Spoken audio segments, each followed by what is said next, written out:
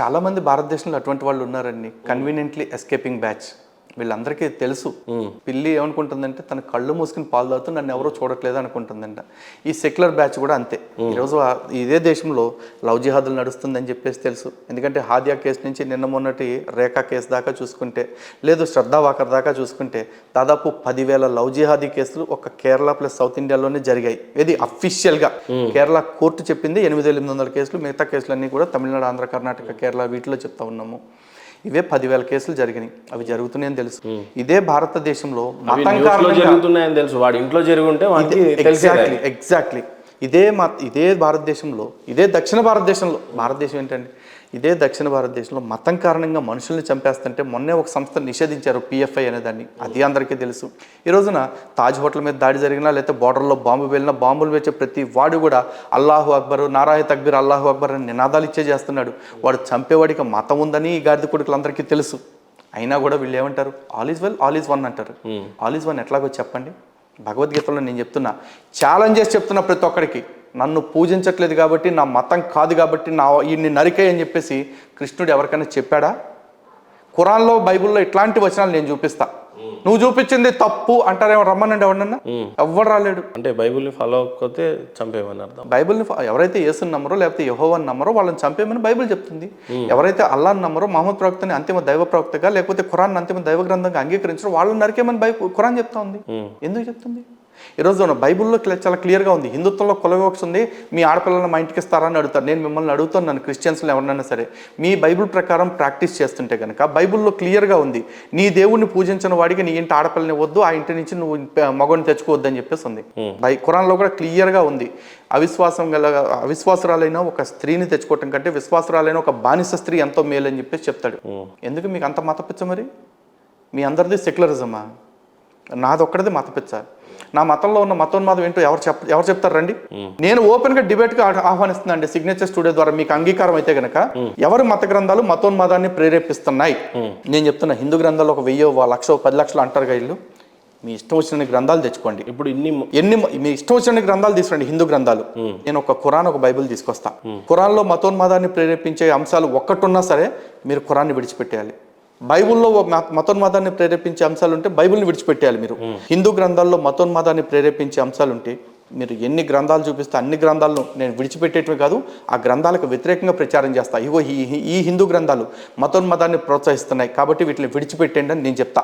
ఎవడన్నా ఛాలెంజ్కి వస్తాడేమో రమ్మనండి, సవాల్. మరి ఇదే భారతదేశంలో ఒకవైపు ధర్మాన్ని స్థాపిస్తున్నారు అనుకుందాం. నరేంద్ర మోడీ గారు ఆ టెంపుల్ని కట్టి దాని మీద వేలాది కోట్లు ఖర్చు పెట్టేశారని చెప్పేసి ఇదే మన హిందువులే కదా దాన్ని చెప్పి వ్యతిరేకిస్తున్నారు. అలాంటి వాళ్ళకి ఏం చెప్తారు? మరి ఒకటండి, మురిగే కుక్క చాలా ఉంటాయి రోడ్ల మీద.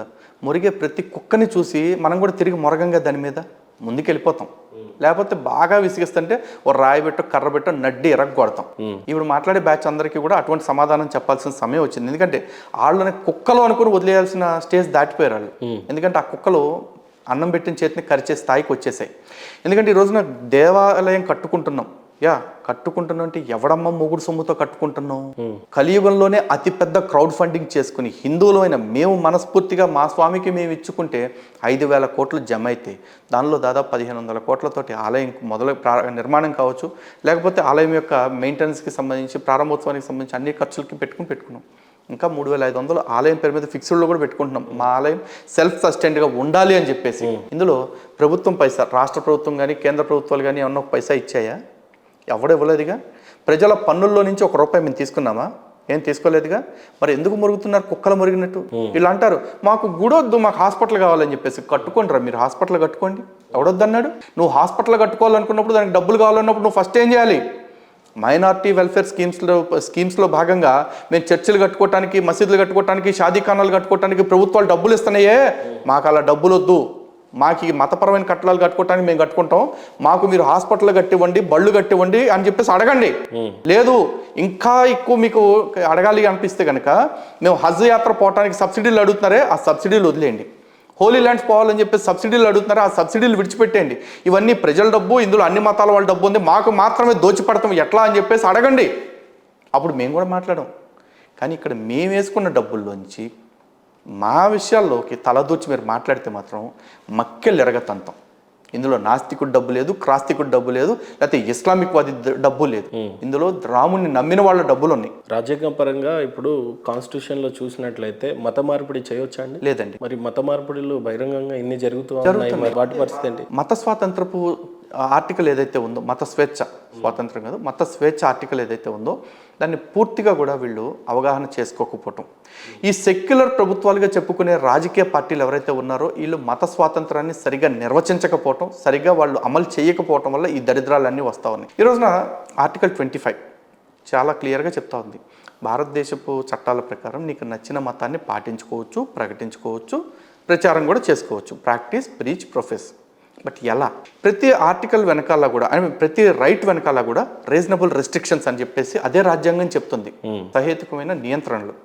ఆ రీజనబుల్ రెస్ట్రిక్షన్స్లో భాగంగా health, public order, morality, freedom, దీనిలోనే చెప్తున్నారు. Health, public order, morality and consciousness.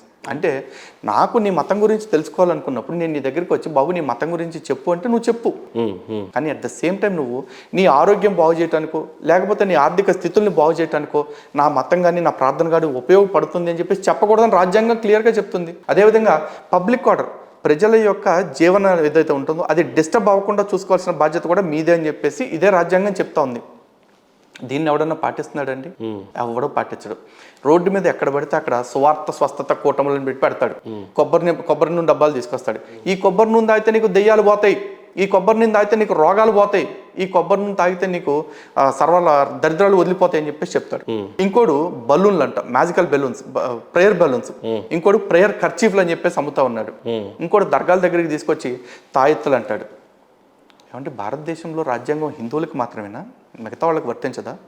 వర్తించే లెక్కైతే 1954 drugs and magical remedies act, drugs and cosmetics act అని ఒక 2 చట్టాలు ఉన్నాయి. వీటి ప్రకారము ఇటువంటి ప్రచారాలు చేయటం, ఇలా మ్యాజికల్ రెమెడీస్ని చేయటం చాలా తప్పు. మరి ఏ రోజు పోలీసులు కానీ, లేకపోతే మానవ హక్కుల సంఘాలు కానీ, కోర్టులు కానీ, రాజకీయ పార్టీలు కానీ వచ్చి సుమోటోగా నువ్వు ఇట్లాంటి ప్రచారం చేస్తున్నావు కాబట్టి నీ మీద కేసు పెడుతున్నావు అని ఏ మత పెద్దని ఎందుకు నిలదీయట్లా? రాజకీయ నాయకులు కూడా దీన్ని జోక్యం చేసుకోవడం ఎందుకు అంటారు? ఎందుకు చేసుకోవట్లేదు? అదే అంటే హిందువులని తప్ప మిగతా అందరినీ కూడా వాళ్ళు ఓటు బ్యాంక్ లాగా చూస్తున్నారు.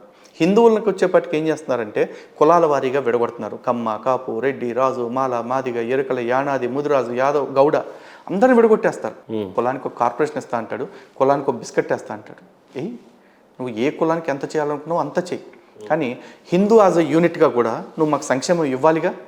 ఈరోజు ముస్లిమ్స్ని షియాస్ కోటి, సున్నీస్ కోటి, సూఫీస్ కోటి, లేకపోతే అహ్మదియాస్ కోటి ఇట్లా చెప్పట్లా.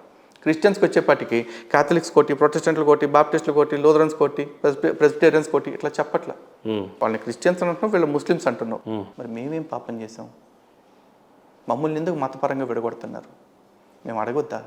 అడిగితే మేము మతులు మాత్రం అంటారా?